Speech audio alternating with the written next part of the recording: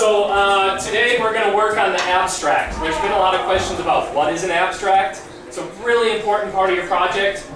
Next week we need to download it onto that website that we logged into last week when we registered for Science Fair. So next week we're going to load our abstracts into the Science Fair website. They also go prominently, they display prominently on your project board at Science Fair. Again, this is the thing that most people stop and read. Okay, they often read your question, their title. If they want to know what the project's about, they read the abstract. So the parts of the abstract, and up your most recent email, you should find something that looks like this.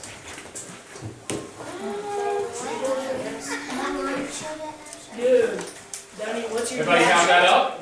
Wait, Okay, please roll along with Amherst. Please help Amherst answer this question. See if it shows up. There it is. Pop. Just popped up on the screen here. Oh, nice job. Oh, what? Am I there? I don't get it. No, I'm there. Which one of those is an abstract? Okay. Alright, let's look at these answers really quick here. To answer the first one, define an abstract. What's an abstract? Is it a work of art? No. It's a summary of an experiment. Summary of your experiment. An abstract includes which of the following? A, B, C, or D? Was it A, B, C, or D? It was A. It was the first one. The answers are written there on the board. After. So it must be written in what tense? The past tense, okay? Everybody feel good about writing an abstract? I want to take a minute to read through an abstract. A good abstract. Look like this, and Ellie's there. As you can see, this is Ellie. There's Evan. So I want you to scroll down into this paragraph and identify these parts of the paragraph in highlighter. So this is going to look kind of crazy because you're all going to be all over there. So see if you can find in this paragraph, help Ellie and Evan. Okay, that got a little messy with everyone trying to be in there, but we learned how to do some things, I hope.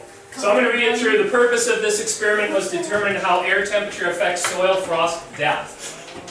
I hypothesized that as air temperature increased 1 degree, soil frost depth would increase by 1/2 centimeter. Frost tubes were set up in order to collect the data. I removed the insulated cap, pulled out the frost tube, and measured to where the green dye turns clear from the bottom of the hex nut in millimeters. Then I replaced both the frost tube and the insulation cap and repeated this process at the second site.